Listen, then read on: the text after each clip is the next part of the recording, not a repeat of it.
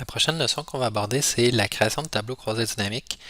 Qu'est-ce que ça permet de faire des tableaux croisés dynamiques? C'est que très rapidement, tu peux prendre un ensemble de données comme ça avec des colonnes et d'en tirer de l'information.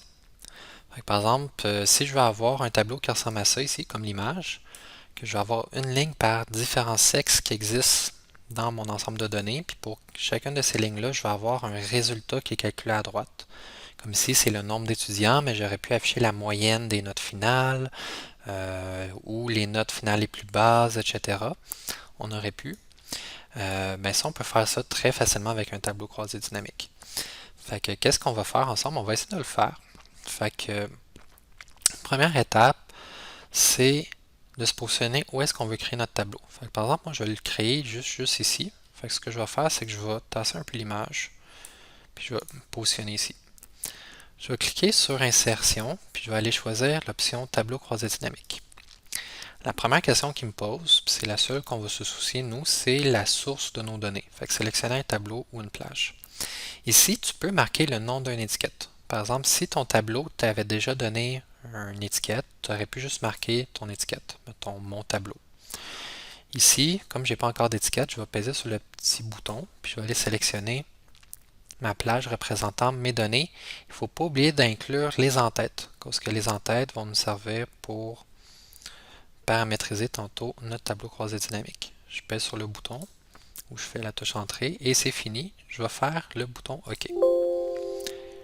On va faire OK. Je ne sais pas pourquoi il m'a fait ce message-là, vous ne devriez pas l'avoir. Donc par la suite, vous voyez ici, j'ai une petite section. C'est marqué tableau croisé dynamique qui est là. Puis si je clique dessus, j'ai un petit menu qui apparaît pour paramétriser mon tableau croisé dynamique. Puis si je clique en dehors, il disparaît. Si ça arrive un jour que tu cliques sur ton tableau croisé dynamique, puis ça n'apparaît pas, okay? Tu peux aller dans, dans le ruban Analyse qui apparaît lorsque tu as sélectionné ton tableau croisé dynamique, puis dans Afficher, tu as une liste de champs que tu peux cliquer dessus pour l'activer ou non, pour que ça réapparaisse. Mais normalement, ça l'apparaît à chaque fois que tu cliques dessus. Donc ici, on a nos différents champs ici qui correspondent aux champs de notre source de données. Fait qu'il y avait 5 colonnes, on a 5 champs ici.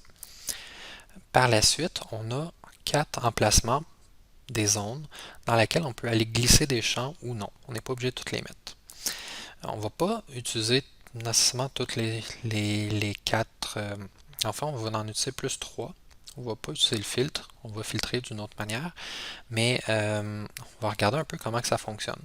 Si dans mon résultat final, je vais avoir une ligne par élément différent, par exemple, on regarde ici le sexe, je suis supposé avoir une ligne pour femme, une ligne pour homme, fait que pour les différentes valeurs possibles pour la colonne sexe, je vais avoir une ligne, mais tu prends le champ sexe, comme ici, et tu glisses dans la section des lignes.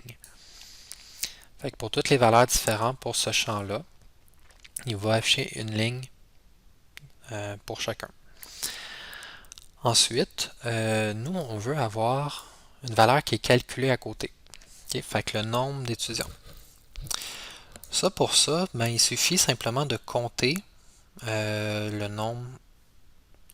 Il suffit simplement de compter le nombre d'éléments qui correspond à femme ou homme. Donc, on peut prendre n'importe quel champ lorsque nous, on veut avoir le nombre de quelque chose. Tu prends n'importe quel champ. Par exemple, je prends le numéro d'étudiant, je glisse ici. Et là, tu vois, ça me donne quelque chose. Mais comme il voit que nombre d'étudiants, c'est une valeur numérique. Tu sais, si on regarde ici, c'est des chiffres.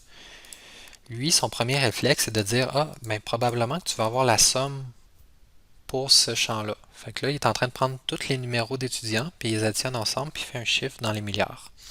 C'est pas tout à fait ça qu'on voulait, nous, comme valeur calculée. On voulait pas avoir la somme, on voulait plutôt avoir le nombre d'étudiants. Fait que qu'est-ce qu'on pourrait faire? Ben, on peut aller forcer la sélection d'une autre fonction à utiliser au lieu de somme.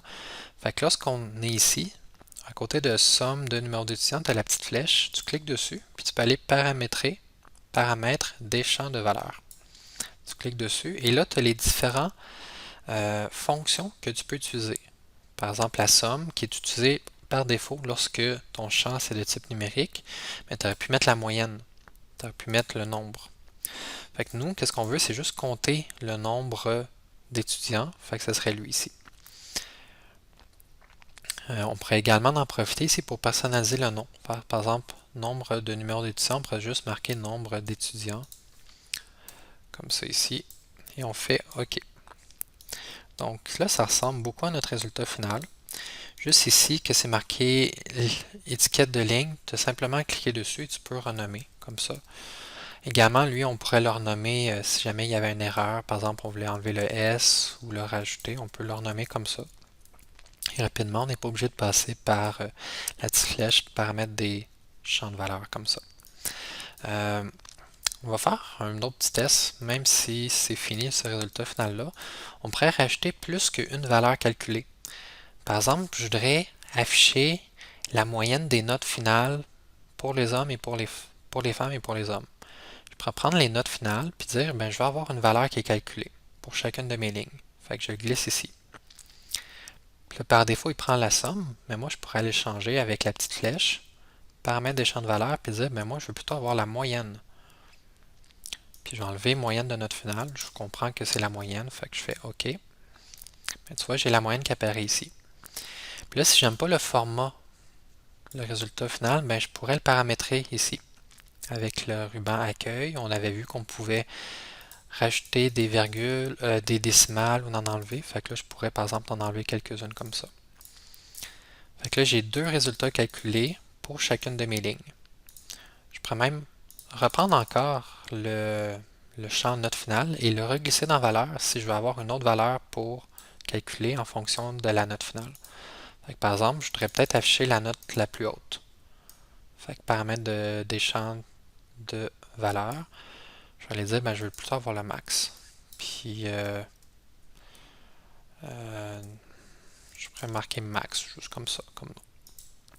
Fait que là, j'ai la moyenne et j'ai la note maximale. J'ai la moyenne et j'ai la note maximale.